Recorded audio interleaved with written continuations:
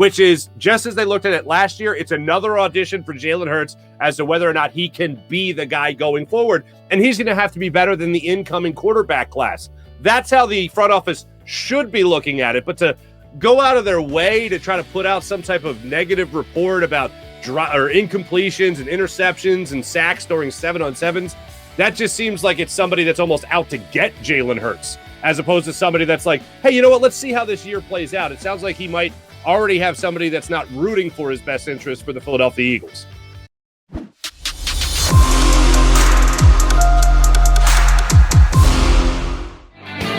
You got McMullen and McDonald here with Young Birds 365 and another follically challenged individual. You ever notice that, John?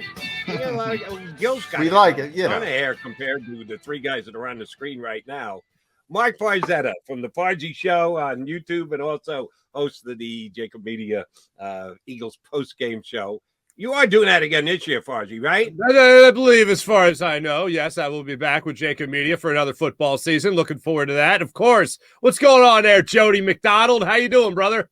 Yeah. Very good, bud. Good to see you again. And he's got a cool studio. It's better than our. Well, we're at the beach, which is good. Come on, hold on. Got to Mike get Gill Bosch just Casino passed with a metal finder on my back on my screen back there. Didn't know that was going to happen. Yeah, the Farzy show every day at 6. It drops.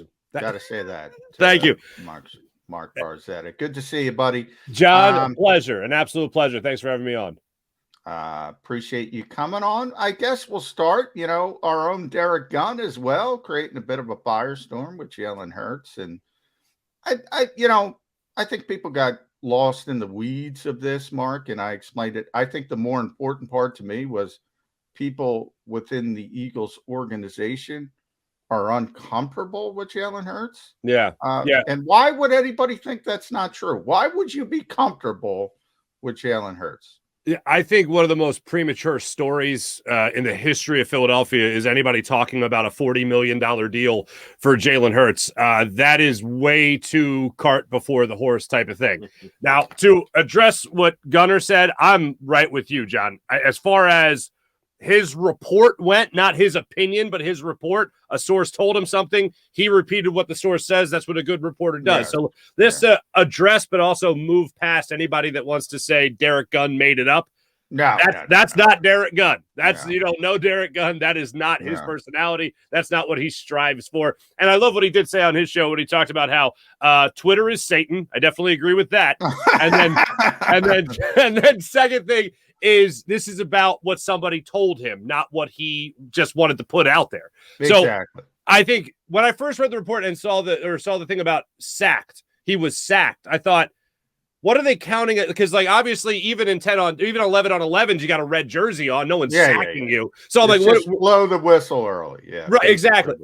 Exactly. So I went to exactly where you went, John, with this isn't about Derek Gunn. This is about someone or people in the NovaCare complex that are doubting Jalen Hurts. And for the record, everyone should have their doubts about him. Has he proven himself as a franchise quarterback yet, as a long-term solution yet? No, I actually see the situation, I think, similar to how the Eagles see the situation, which is just as they looked at it last year, it's another audition for Jalen Hurts as to whether or not he can be the guy going forward. And he's going to have to be better than the incoming quarterback class. That's how the front office should be looking at it. But to go out of their way to try to put out some type of negative report about incompletions and interceptions and sacks during 7-on-7s, that just seems like it's somebody that's almost out to get Jalen Hurts, as opposed to somebody that's like, hey, you know what? Let's see how this year plays out. It sounds like he might already have somebody that's not rooting for his best interest for the Philadelphia Eagles.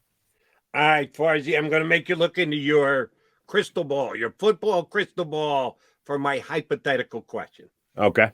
There are 3 scenarios that can play themselves out with the Philadelphia Eagles this year as it pertains to their starting quarterback. Number 1, he's great. He jumps into the top 10 quarterbacks in the National Football League. The Eagles win 11, 12, 13 games.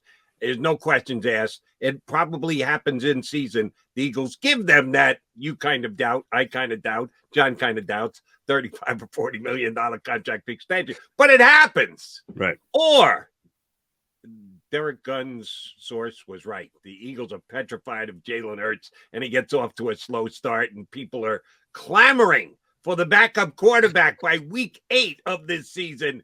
And we know that the Eagles are drafting a quarterback or going and finding a free agent quarterback. Easier said than done. But they are moving off Jalen Hurts going into the 2023 season. Or it's somewhere in the middle. And Jalen Hurts is kind of what he was last year, maybe slightly improved. A.J. Brown should make him a better quarterback, but he's not cracking the top 10. He's there in the middle, somewhere between 15 and 18 again this year. Then what did the Eagles do? Which of those 3 scenarios is most likely in your mind? If you're betting on it with the most likely scenario, I think it's the middle scenario that you played out in terms of what will most likely happen. But I will not be surprised at all if it is the other scenario, because middle of the road isn't going to cut it for Jalen Hurts. Being terrible, obviously, isn't going to cut it. But I wouldn't be surprised if that number 1 scenario happens where the quarterback of the future is already on your roster and his name is Jalen Hurts. Because if he is not better than what he was substantially last year, with another year of Nick Sirianni's offense, with now A.J. Brown, with more experience from some of the young guys in the offensive line, Dallas Goedert being your number 1 tight end, no Zach Ertz to move on from, all that stuff, and you're more stable with this offense, then and this receiving core, Devontae Smith, another year older, if he's not substantially better, then it's a big step backwards for Jalen Hurts. But again, I wouldn't be surprised if he does take the ball and chug it downfield and show that he's got the arm strength, but more importantly, the arm accuracy, and takes individual steps forward, and then obviously elevates his own game with what's around him. That is a likely scenario to play through, but I don't think it's the most likely scenario to play through. I think he has it in him. I think he's the type of quarterback that has put the work in the offseason. I think he's got a good head on his shoulders. I think the comfortability with Nick Sirianni's offense again for another year and the talent around him being better than what it was last year. I don't see a reason to really root against the guy, certainly, and I would see a reason why some people would bet on him already. He just has to go out there this year and prove it. Are the expectations unrealistic when it comes to Jalen Hurts, Mark, when you talk about kind of the 2 camps? And I think there's this thought process of, can he turn into a top 10 quarterback or even a top 5 quarterback? My answer to that would probably be no. And I don't think he has that ceiling as a player. The San Francisco 49ers have made 2 significant runs over the past 3 years with Jimmy Garoppolo. They were minutes away from winning a Super Bowl. Probably should have won that game. Last year, a new Eagle, if he intercepts Matt Stafford, they're going back to the Super Bowl. All with Jimmy Garoppolo playing quarterback.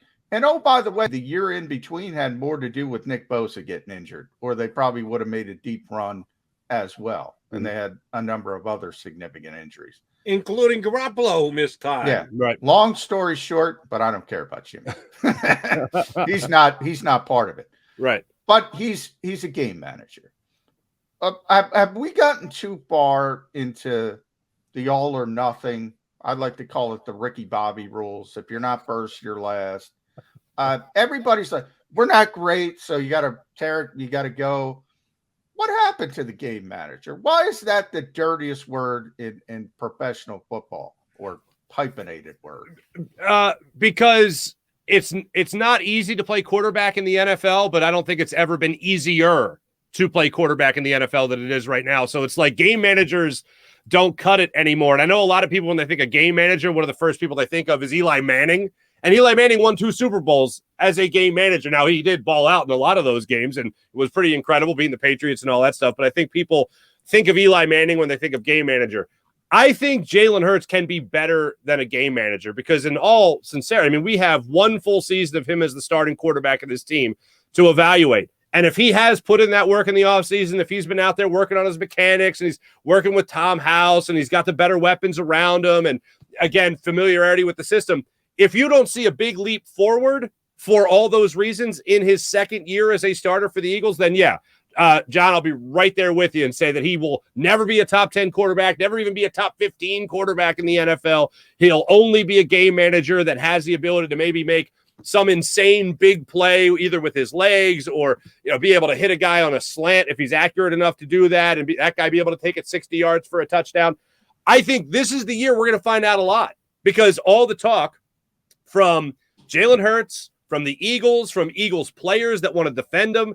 Because if you want to look at one thing that's a positive about the Derek Gunn report, was how quickly a guy like A.J. Brown jumped to the defense of his quarterback and friend.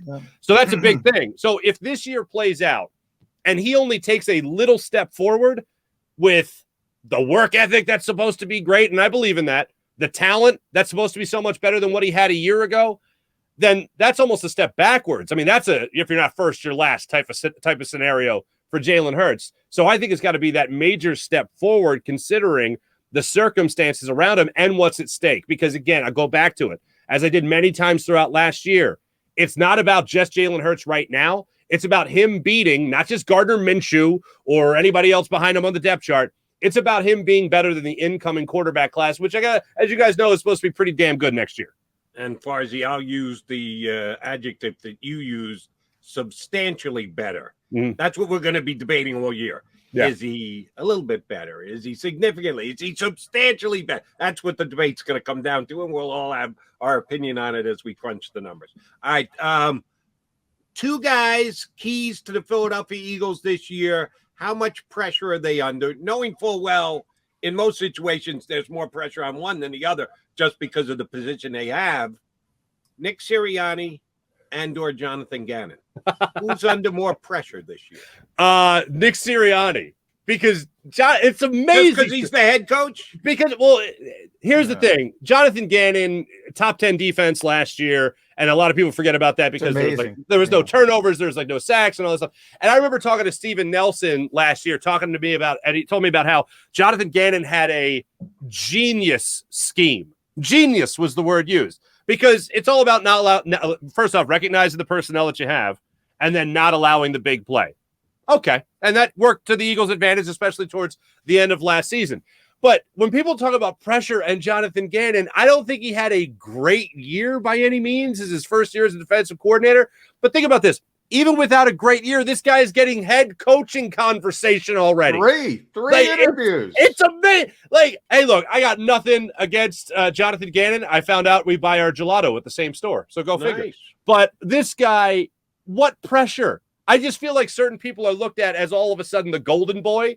This guy, oh, you're so lucky to get Jonathan Gannon as your defensive coordinator. He's going to be great. And then there's a lot of sputtering out of the gate. There's a lot of struggles. Second half of the season, we can all talk about how much easier the schedule was in the second half of the year. But bottom line is they performed as a defense, and a lot of credit goes to him.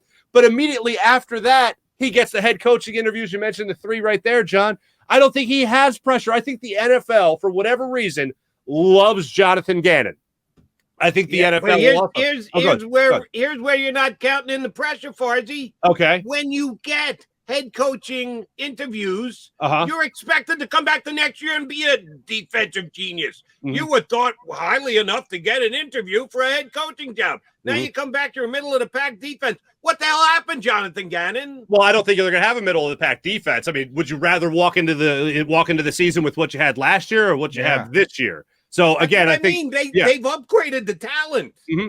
What happens if the defense is not substantially better, to use a Farzetta word, than they were last year? I expect substantially better out of the Eagles defense. If they don't get that, doesn't that portray Jonathan Gannon pretty damn poorly? Yeah, but I think the biggest decision that goes as to why I think more pressure's on Nick Sirianni is because if you're the play caller last year and then you decide all you need to do during the week is not all you do, because it is a lot of work. I don't want to disparage that. But if you go through the week and all you're going to be doing is your game planning and you're not going to be calling plays on game day, you're taking pressure off of yourself and you're putting it on Shane Steichen. I just think Jonathan Gannon is looked at as almost he's Teflon by other NFL organizations, maybe even including the Eagles organization as a whole. So I look at Nick Sirianni as the guy that has a lot more pressure on him, even though he's trying to push off some of the responsibility on him. For whatever reason, Jonathan Gannon is looked at with Disney glasses, I guess.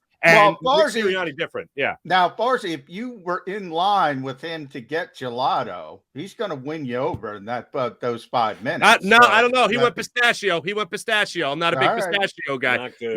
Not good. Now, here's the thing with JG.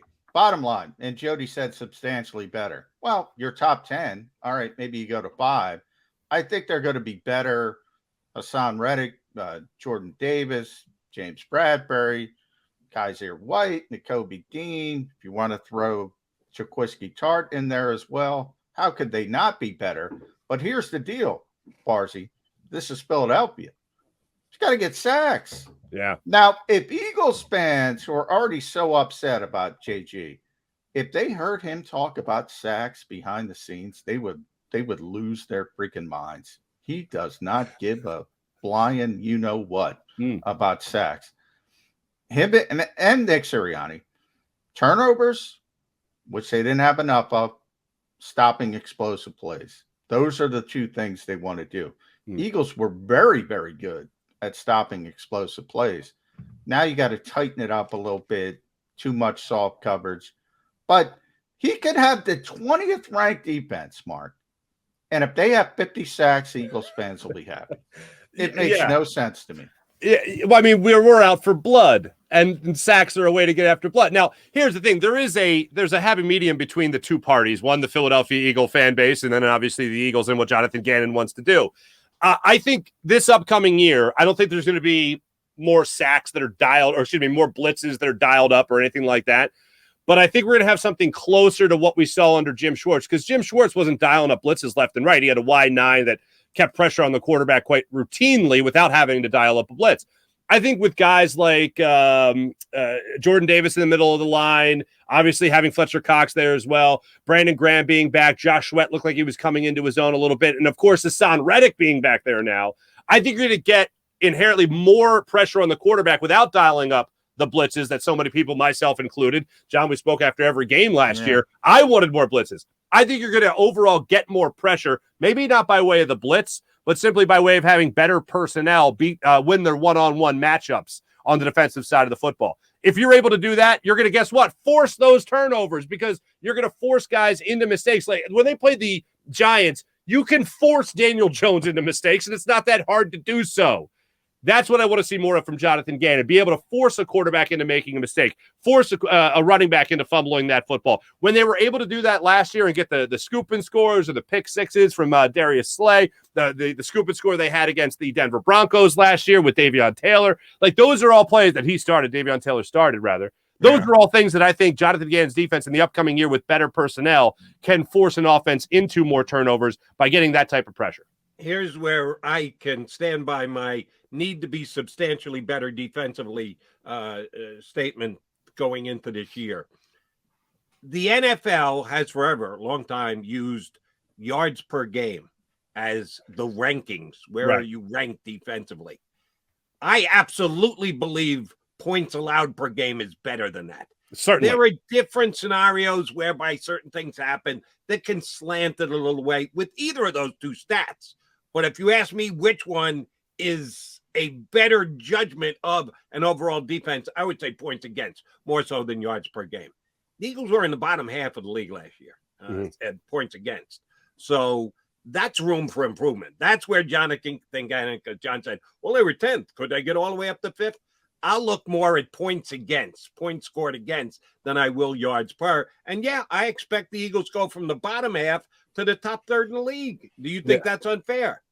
I don't think it's unfair, because I agree with you. I've always looked more so at points per game than I have at yards, because you could be allowing yards all day, but if you really close it down in the red zone, you got a great red zone defense, then I think you're a little bit better than another team that's just allowing yards, because they don't look up at the scoreboard at the end of the game and say, oh, they allowed more yards, so they win. No, it's all about the points. So I agree with you there.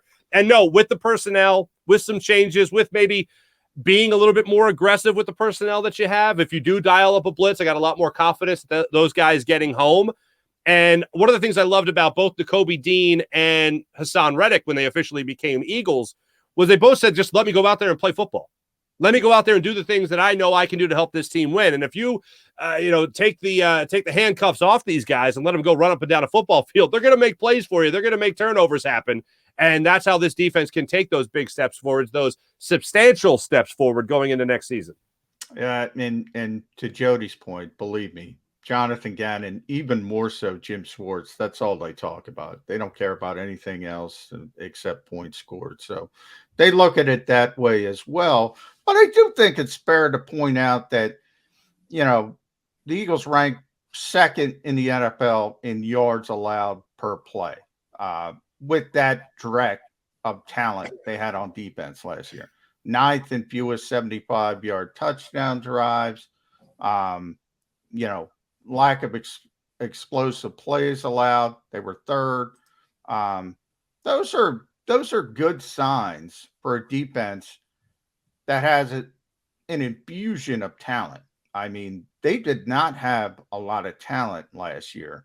So when people start looking at Jonathan Gannon and say, why are people interviewing? Why is Denver interviewing? Houston, Minnesota, why are they interviewing? That's why. They look at that defense and they say, what the hell? He doesn't have much.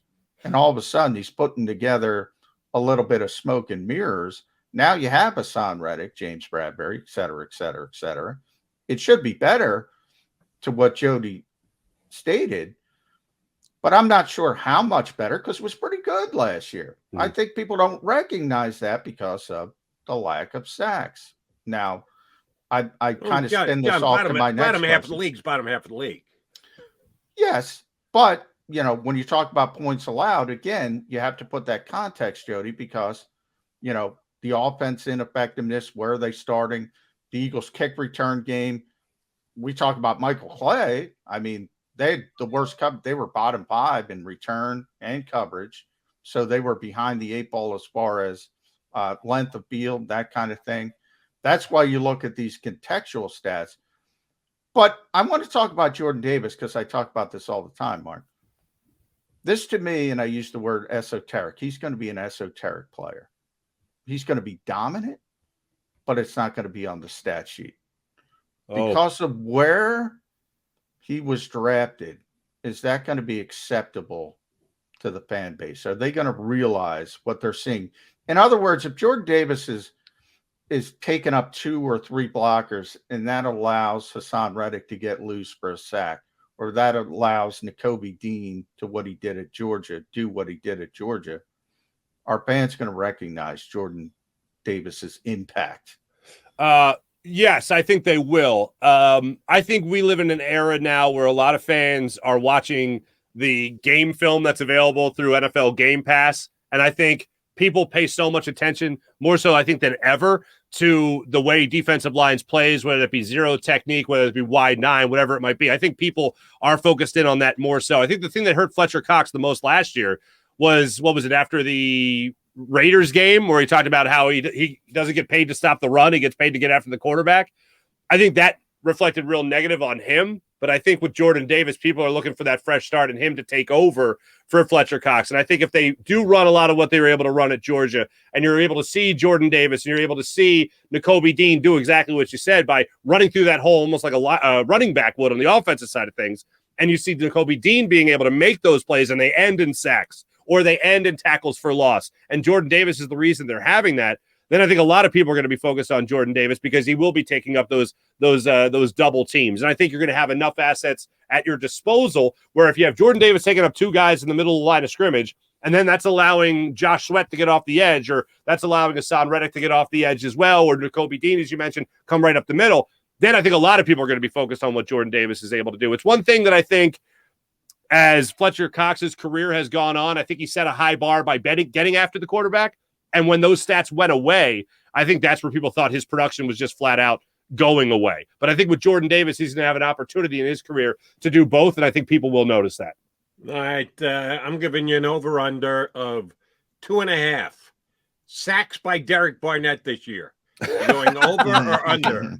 I'm going under. I had 0 confidence in Derek Barnett. I'm going under 2.5 sacks. All right. Under why is he back on his team? 4th. I don't know, but I love the question. They feel like they can get more out of that first that first round pick.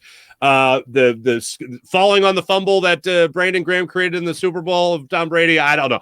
They just feel like they can still get more out of him, and I don't know why. So the Eagles are going to sign him for the 2027 season because he fell on the fumble in the Super Bowl in 2000. How long does he get to continue living his NFL dream because he fell on the fumble in the Super Bowl? It's my only question. Here's my one concern. And John, thank you for letting me get this in. Here's one thing that scares me a little bit about the Philadelphia Eagles. they talk a lot about leadership and hard work and putting in the effort and being a professional. And it's never a bad thing, but I think from time to time they overemphasize it. They can't say enough glowing things about Jalen Hurts and the work ethic he had and the leadership that he shows, yet they're looking for other quarterbacks. And Derek Barnett, great to have Derek Barnett back. He's been such a professional. He's in Philadelphia. 2 sacks last year. Some point, you need to prioritize production and skills over leadership and hard work. I'm not bad-mouthing hard work. I think hard worker every single day of the week. Mm-hmm. But when you start to put that above what guys actually have as far as skills and production, I think you could be heading down a sticky road.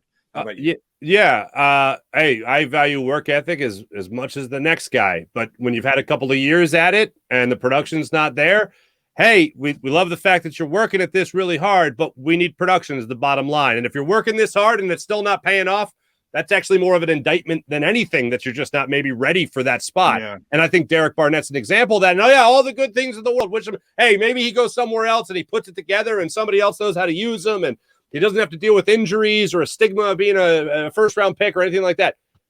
I just don't think that's where it happens here in Philadelphia. Well, I do think, it's kind of like a red flag, Mark, in that, like, nobody talks about A.J. Brown's work ethic. Look at the guy. Right. He obviously, works pretty hard, but nobody talks about it because he's good. They talk about his game first.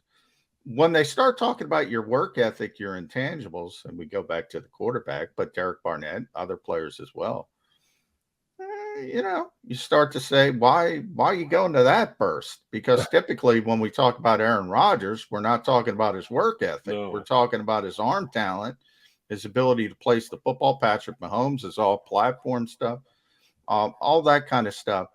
When the Eagles and Nick Sirianni, specifically, I'll take it back to the head coach.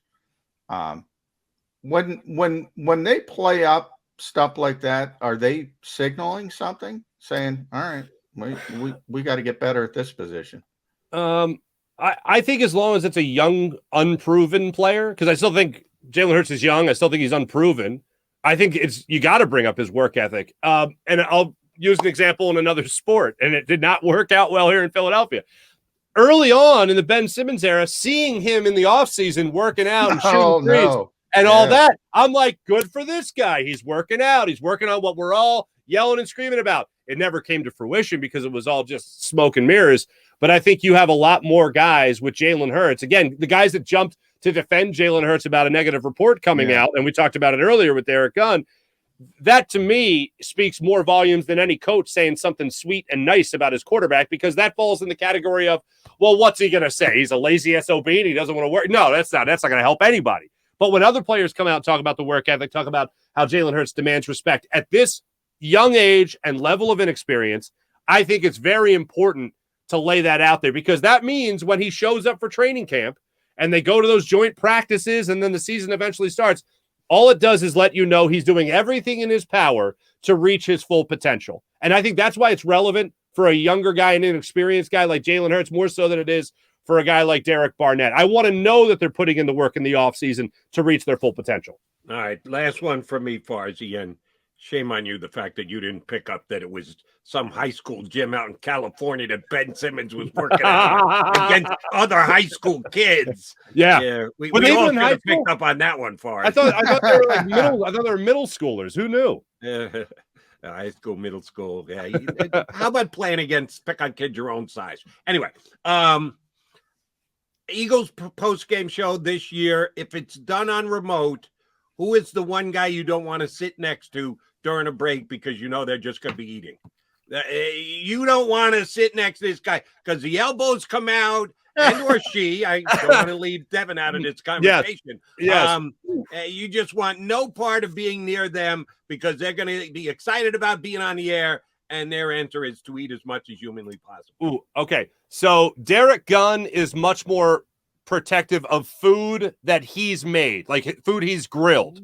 Like, for instance, I can't even be certain that he's grilled food because no one I know outside his family have ever sampled this food. So he's more likely to protect food he made. So I'd rather sit next to him because he didn't make the food at like Ocean Casino, for instance. Now, if Gary Cobb is involved, if G Cobb is involved, I'm just taking a step back, probably putting caution tape around him, and then just making sure he has, and I might have to wear like chainmail gloves like knights in the medieval times, just to make sure I don't lose a finger if I reach for a fry or something. But other than that, that's probably the guy I would try to avoid. Just say you want to sit next to Devin. It's easy. G-Cobb can eat. That's good point. Well, every time I see Devin now, she's chugging beers on the old TV. How'd that her on social media? And I hit her up after that last one. That was pretty much empty. That was pretty much empty, that beer. You ain't fooling me none. I wonder how Devin gets picked out of the crowd all the time. I'm shocked that happens. Yeah, I don't get picked out like that. What the hell, guys? Come on. There are tremendous cameramen all throughout the Delaware Valley, and they find Devin Caney pretty easily. Farzy, a pleasure. Good to catch up with you, brother. Same to you, man. Looking forward to listening to you this year, coming up with the Birds as well here on the JAKIB Media YouTube channel. Thanks for jumping on with us today. We'll get you on before the season starts. Sounds good. Jody, John, thanks for having me on, guys. Great catching up with you guys. Thanks, Mark.